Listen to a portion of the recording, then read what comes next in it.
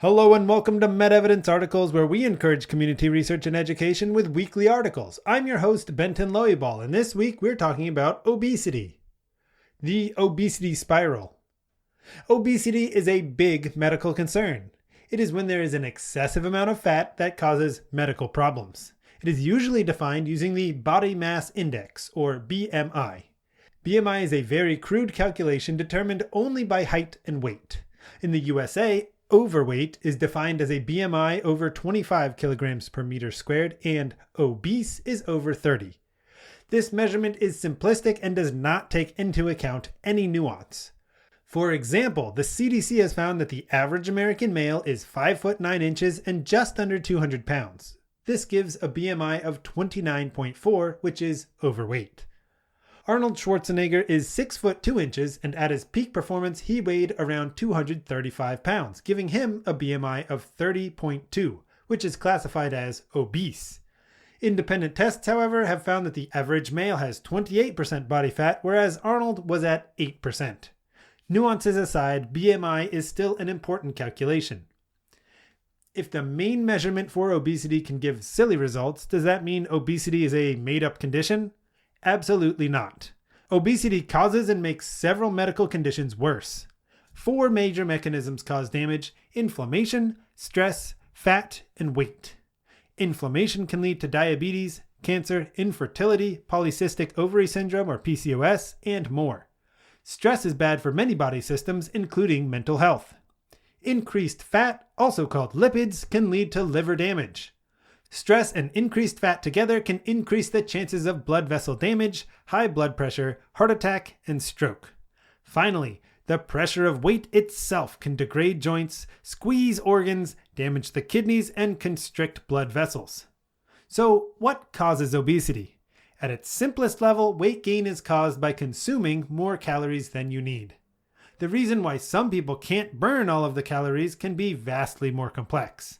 They can be broadly lumped into about 4 categories: environmental, genetic, inflammatory, and brain-based mechanisms. Environmental causes happen outside of the body. These include low exercise, a sedentary lifestyle, poor diet, and some medications. Eating disorders can be inherited, though the mechanism is unknown.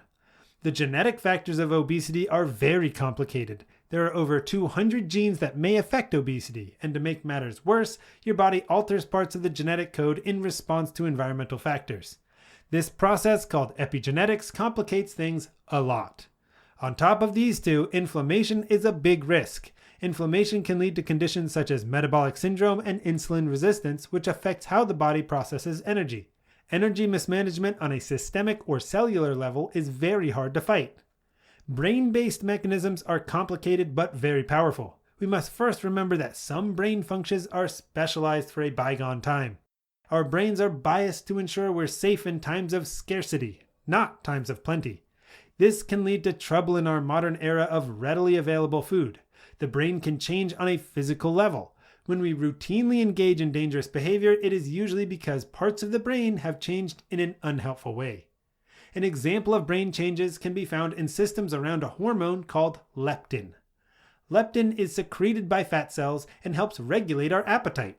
When fat stores run low, the brain detects low levels of leptin and kicks on your appetite. You get hungry. When you are full and fats are plentiful, there are abundant leptin molecules. Your brain interprets this as full. When there's a change in this system, if the brain becomes resistant to leptin, for instance, trouble emerges. You might experience the feeling of hunger far after your body has eaten because your brain is misinterpreting the signals. The reward system can change dramatically in response to energy-dense foods. Rats exposed to tasty, fatty foods like cheesecake and bacon have reward system reductions similar to those seen with cocaine and heroin. Obesity can spiral out of control, making it harder to reverse over time. Those 4 methods of creating damage, inflammation, stress, fat, and weight, are all risk factors for obesity. Inflammation, for instance, can increase metabolic syndrome, a big driver of obesity.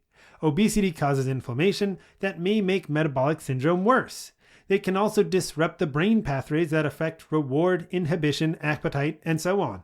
Stress and changes to the reward pathway can lead to mental health trouble and worsen everything. So what can be done? The best place to start is by targeting causes. It is necessary to keep a healthy environment where you are encouraged to exercise and limit calories. Other changes may need more assistance.